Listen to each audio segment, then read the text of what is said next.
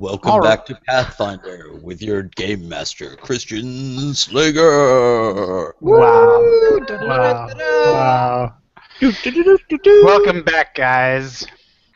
So I believe, and definitely all chime in to help us refresh our memories, but I believe we currently have Larissa and Hiroko still at the Rusty Dragon. Mm-hmm. And the rest of the group has just exited the Rusty Dragon and have kind of told Oberon that they're heading to see... We're off to see the wizard. the wizard. We have the wizard. Oh, Yep. that's right. Yep. We have our own wizard. But now, kind of out of game, I'm going to let Bors know, as he should know this information. The sage, has a house by the old tower, the old light, right next to it, actually. But he spends most of his time, as Bors would know, not obviously at his house, but rather, and it would be helpful if I had that tab open, at the bookstore. The bookstore. So with that knowledge, with that memory, Bors, do you want to kind of mention that to the group? Follow me to the bookstore. That's Wow. where we will find ourselves. To the bookstore! To the bookstore! And what Alright. street is that on? Let's see. I am getting Boris that should back. know. I should too, but my brain is kind of in another place right now, as you can probably imagine. Let's see.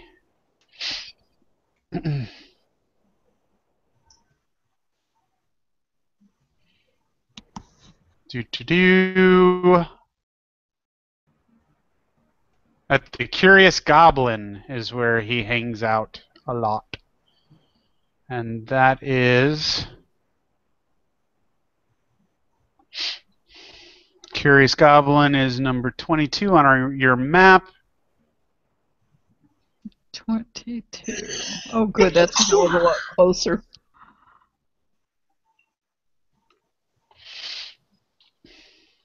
That's not too far from the Rusty Dragon.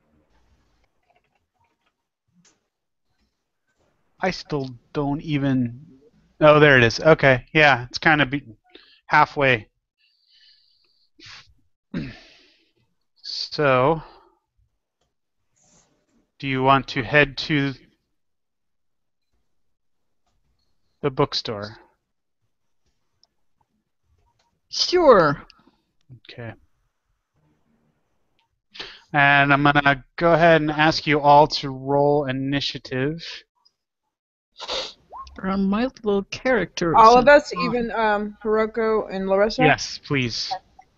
It's a symbol for the Rusty Dragon, Tara. Oh, that's cool. Oh, damn. Yeah, it's not a threat, Nergway. It's a placeholder. Or is it? Or is it? It's the sign out front. It's just zoomed in. It's for our benefit to be able to make us see it. So we can Quickly. easily run back there when necessary.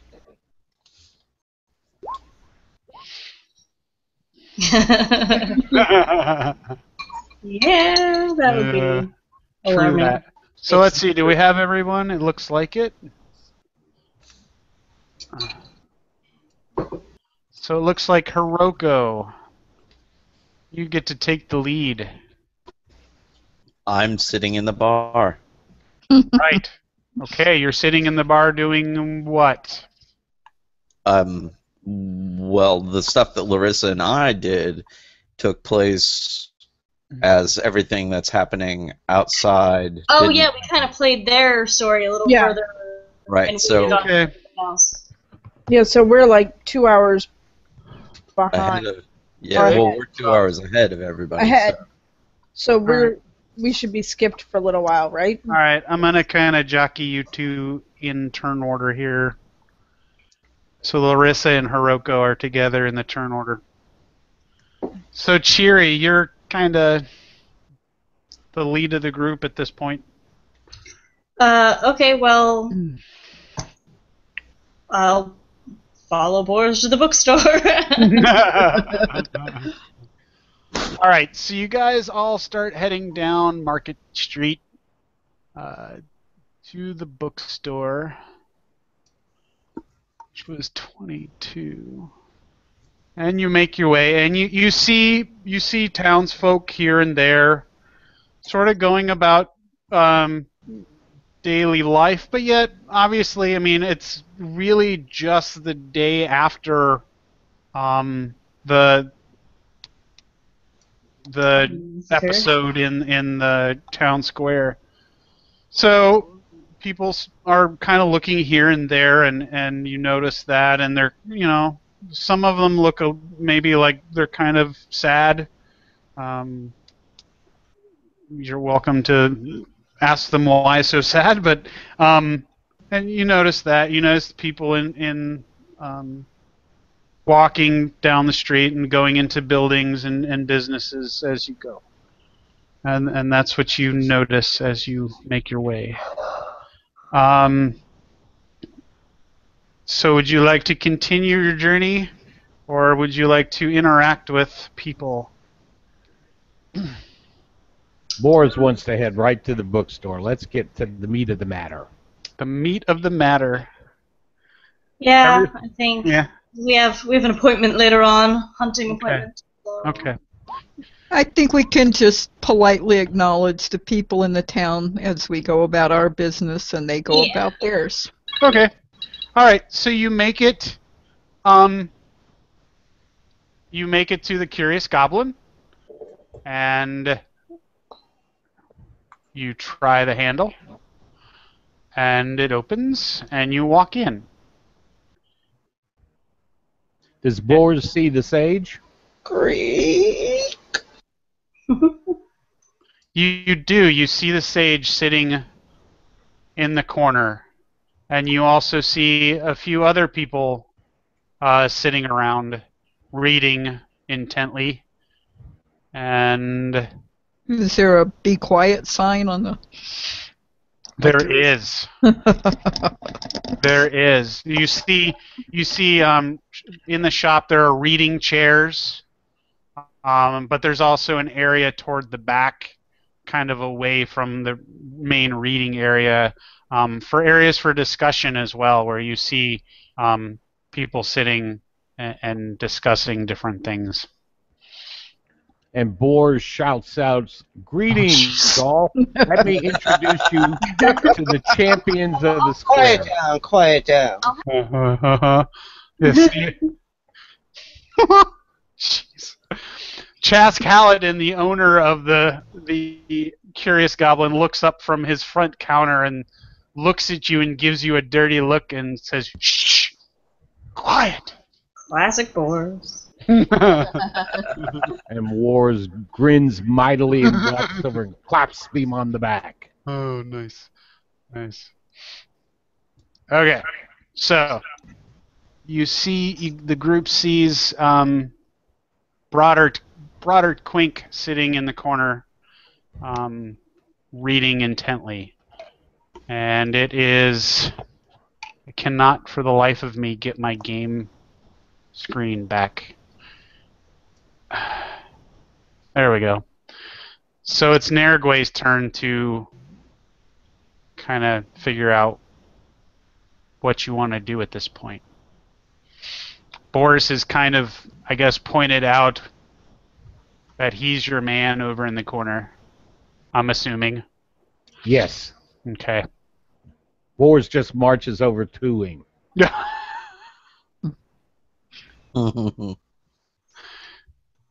Nerigue, what are you up to? Well, Boris introduces his companions. Okay. Does he do it loudly? Gets another dirty look from the proprietor, I suspect. Nice. Let's see if I can get you some information.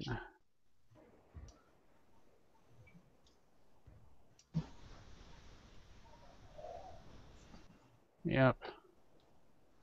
So in discussion, you learn a little bit about Brodert.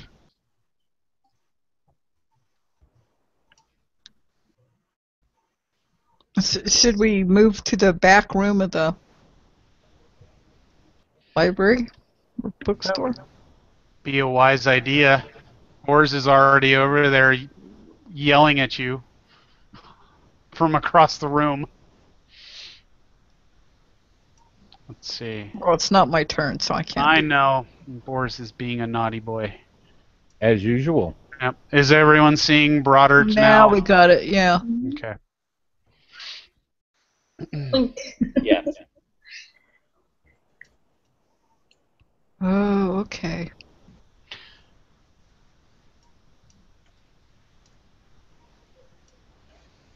All right, Narigway, I see you typing. What are you thinking?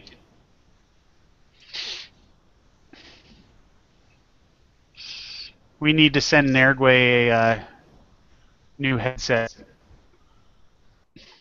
Thing is I think this is Nergway's new headset. Oh, Yeah. no. Yeah. So maybe it's Nergway- their sound card? Nergway stepped on it, I think, in the parking lot somewhere. Oh, boy. Right. Accidentally. Clumsy, I hope it was accidental. clumsy orange. I hate talking to those people. Nergway's rolling a perception check. Okay. I'm not sure if her typing that out means I should do it or... Oh, there we go. Yeah. That worked. Narigway notices his shoes are dirty. Does he? Does he really? I just heard Nergway laughing. You did? Yeah. Yeah, I hear you. Yes, now we hear your voice. I hear you, Tara. Yeah, you're back. Okay. Yeah, we can hear I you. think I wasn't talking shit, man. No. And for the record, these stopped working before I stepped on them in the parking lot. It's a shitty headset. That's just a shitty headset. Nice. I am getting a bit of echo from somewhere, though. Probably me. I don't hear any echo on you, Tara, but I hear it on me. No, I don't hear it on you. Me? No. I don't hear it at all now. I don't. Now I don't hear it. All right. Mom's making shit up again. Yeah. All right. Here we go. All right, so Narigway then hangs out toward the back of the group as it makes its way toward Brodert. As he continues to examine his shoes. Yes. His buddy shoes. Yes. Oberon, what are your thoughts? I don't know. I have no thoughts. Wow. Having a tough day there, Obi. He's supposed to be the smart one. Yeah. I don't. Yeah, I'm gonna hang back and just kind of look around and I don't know, think about what's going on here. Mm-hmm. Okay. And Bors, what do you say or do? I plop down in the chair, invite the sage to sit down with me after introducing him all about my companions, and ask him what he knows of the carryings on in the square and any information that he can impart to us that might be of value. Well, Brodert sort of tells you, reminds you that his nose is typically buried in the books about Thassalon these days. And it is, his, what do I want to say? It's his focus, his obsession is his passion, his obsession is the ancient civilization.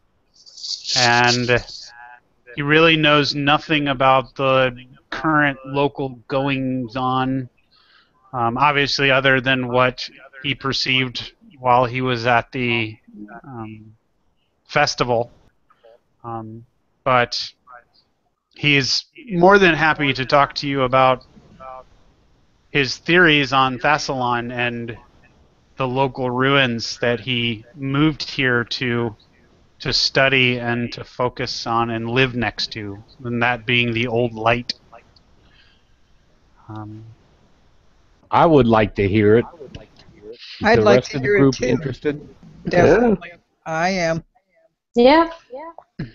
Well, in his Spill the beans. in his manner, his normal bookworm, flighty mannerism, he says to you, he's like, "Well, I just don't understand why everyone laughs at me when I say this, but I'm convinced after all of my exhaustive research that old light, I swear it used to be a war machine capable of spewing fire to the range of more than a mile. I just know it. That is not just a lighthouse.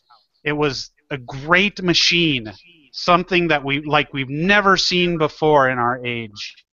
And these people of Thassalon were just so advanced. They did things and thought things that we could never even imagine. And it's I just can't fathom. I wish I could have lived then. Why are we stuck here in this mundane world? I've spent decades of my youth studying with dwarven engineers at Janderhof. I spent 3 decades as a cataloger at the Founders Archive in Magnamar, and I'm continually baffled and enraged that my learning, my intelligence is laughed at when I say these things, and when I talk about my passion in of the Thessalonian ruins, and I'm besides myself again. And with that, he kind of sticks his nose back in his book and mumbles and continues to read and is antisocial a bit in his studious manner. Sounds like a nice guy.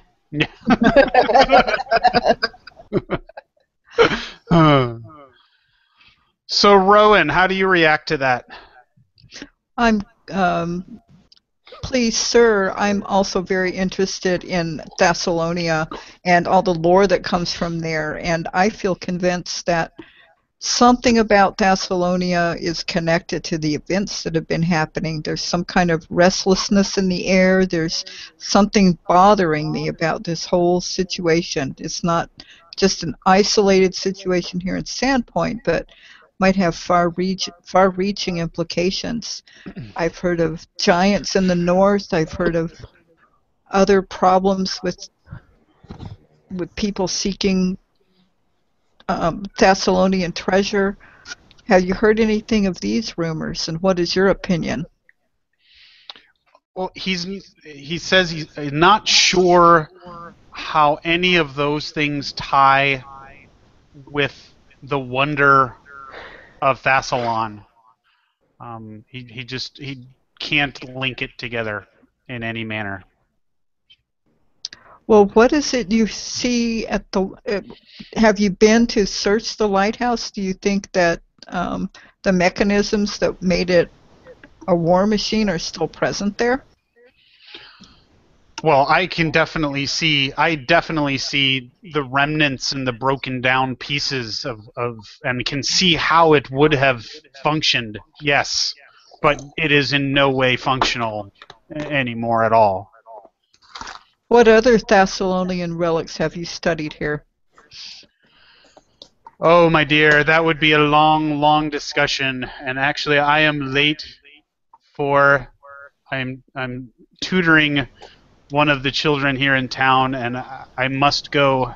Unfortunately, all of my wisdom hasn't afforded me more prestige and money, so I have to do small things in order to be able to buy the books that I need to continue to study. But I will be...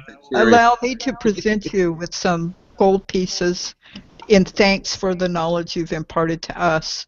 And if you think of anything that may benefit us from preventing more tragic events like yesterday. We're staying at the Rusty Dragon and would appreciate your help. Thank you so much. Wow. Good thinking. Yeah, definitely.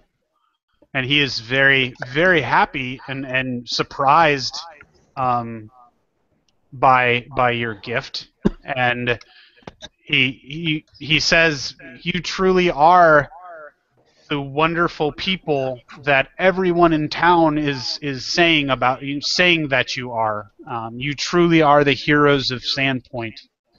And thank you. I will take this gift. I need all that I can get, and he is very, very thankful. As are we. Out of character, do you have a specific number that you are giving to him? 3. Okay. I don't know why. 3. All right. And with that, he slowly smiles and shakes each of your hands and thanks you again for the gift, but also thanks you for saving the town. And he apologizes for seeming rude and short, but he really must go. And he says if you do think of specific questions at any time in the future, he's either here or you'll find him at the old light rummaging around or at his house. I have a question for Brodert. Okay. You Real mad, quick. bro? You mad, bro? No, I'm just kidding. I'm just kidding. Wow. Would Oberon really say that? I'm just kidding. All right. So he leaves the building. And then we're back to Cheery. You want to discuss kind of anything with the group? And I will have sort of been listening to the sage, but also just kind of looking at nearby bookshelves at the titles of books, and so I'm just kind of doing my own thing. okay. Wow. That was rough. And let's see, where is... I think there's an orc afoot.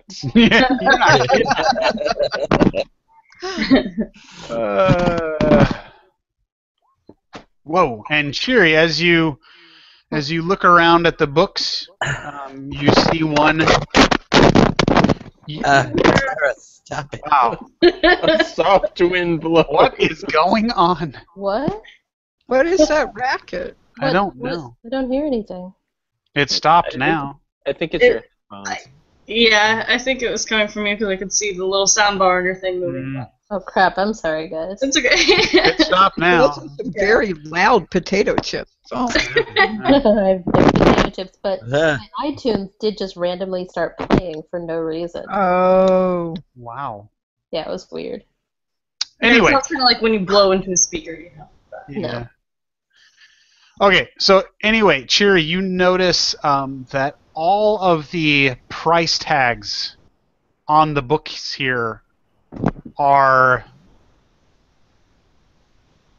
4 to 5 times the prices that they should be. Okay. If not more. Like some sort of exclamation, like, man, these books are expensive. Not in earshot of the owner, but Yeah. everyone else can hear me. Wow, they really are. That's all. All right. Nergwe. So, yeah, I don't have any questions for him. Sorry. Well, good, he's already gone. Good, he's gone. Oh, there is that. So yeah, I'm going to pick up a book on a nearby shelf and kind of just flip through the pages. Okay. And hold on. Nergwe, where are you, Nergwe? Can Nergwe even read? As a matter of fact, he can. He has that on his intelligence score because he's half human. Can you even read Orc?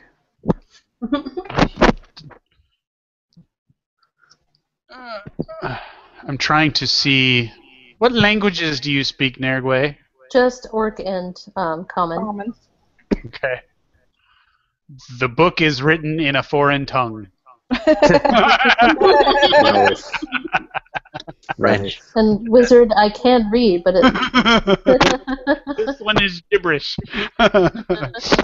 Sure. Read it then. All right, Oberon. Anything to input other than making fun of the orc? This place is awesome. I am going to scour the library and see what treasures there are for the mind. All right. And Anything that looks or appears to be of an arcane nature? there is nothing of an arcane nature that is Magical. readily visible. I mean, books. I mean, what are the books on? Anything that looks interesting? All kinds of just random story. I mean, just like a bookstore. I mean, Windows You're a 10 good for housewife. dummies. I mean, the ones that you are noticing in the little area you're looking at right now is some stories, some maybe ancient poems, nothing useful. Oh, well, that sucks. Yep. So I guess I'll pick up a book and flip it open and pretend to be interested. Okay, that's great. Boars, what do you want to do? Boris suggests that we head back to the Rusty Dragon and prepare for the hunt. What time is it? Oh, jeez. As we Bookkeeper, minute taker. Any idea what time it would be right about now? Oh, it's been when you left the Rusty Dragon. It was like going on 11, wasn't it? Yeah, somewhere around there, I thought. Because I think we only had a short time to meet the guy and then get back before. I think it was before 10 because Larissa had to wake up at 10. Correct. right. She woke Okay, up. So right. I think it was a bit shortly before, like, maybe 9 or something like that. So. Yeah. So now you're probably at about between the talking to Oberon outside and getting him on board, and then walking to the bookstore and walking in and sort of glancing around and then meeting up. You probably have passed about half an hour to 45 minutes, I would think. So like 10:30ish? That sounds good. Let's say it's 10:30.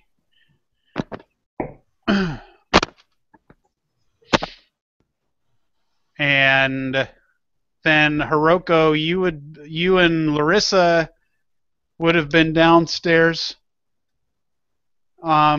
at 10, right? Or would that have been 10:30?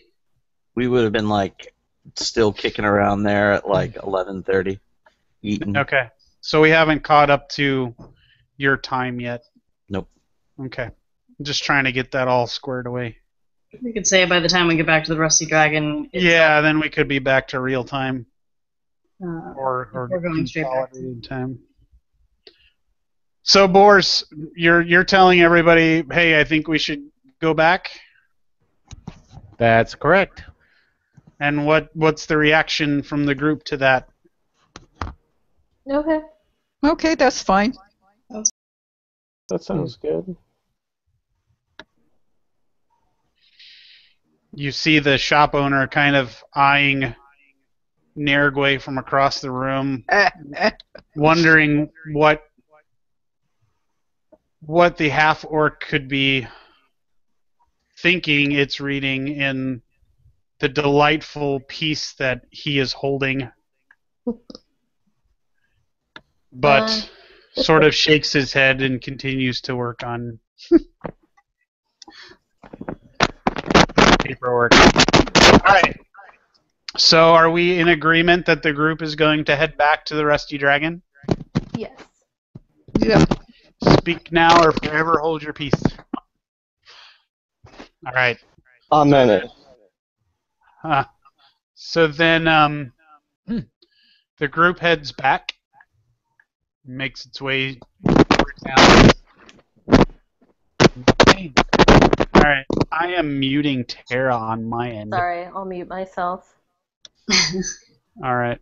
And then, once again, seeing everyday normal morning things happening through town as they walk.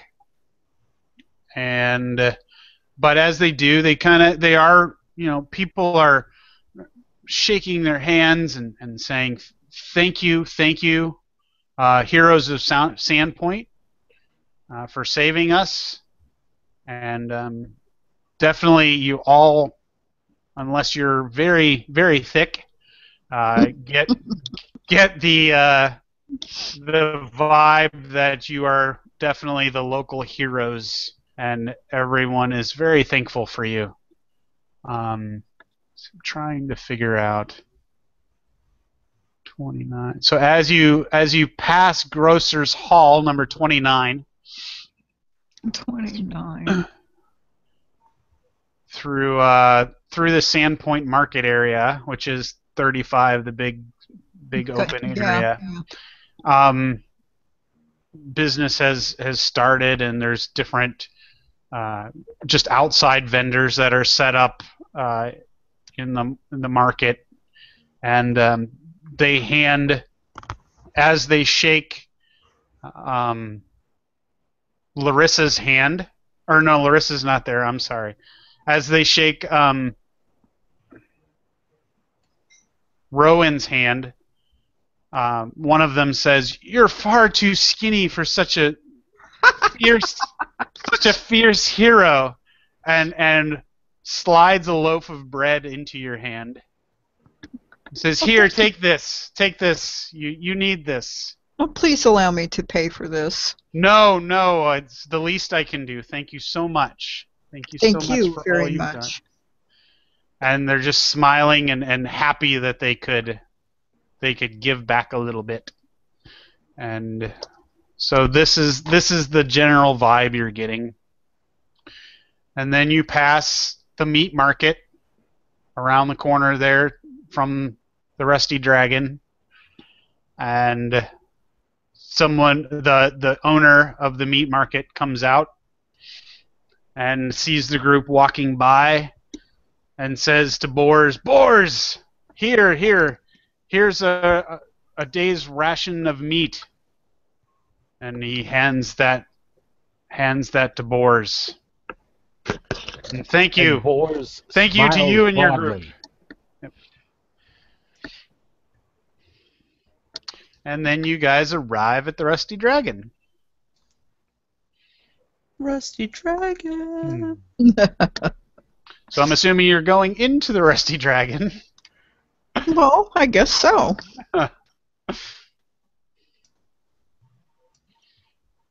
And I need to... Let's see. Wow, it just glitched on me. It looks fine now. I need to get this set up here.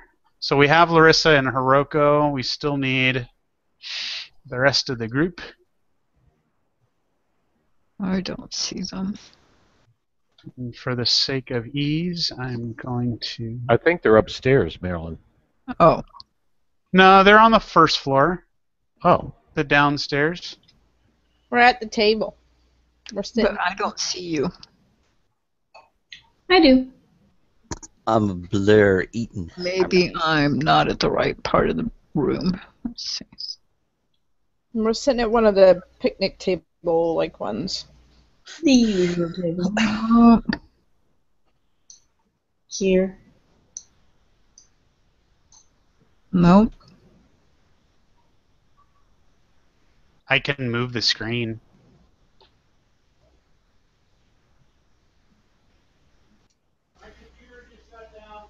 GM's computer just crashed. Hold up. Oh, crap. Well, we're just about at the 7 o'clock break anyway, so.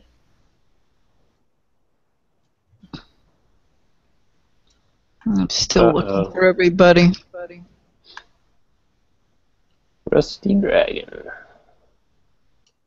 Rusty. I see the person dressed in orange, but I don't see. Person just. Oh, we're to the right, closer to the bar. Over here? Mm-hmm. That Oh, would be... okay. Got it. Thank you. Mm-hmm. I told him. Why don't we take a 10-minute break? Yep, I told him. I already did that.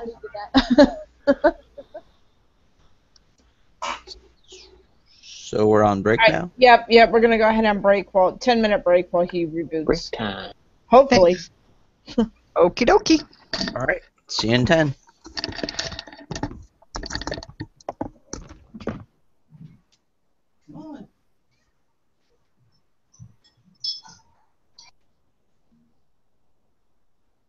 Dinner's on it.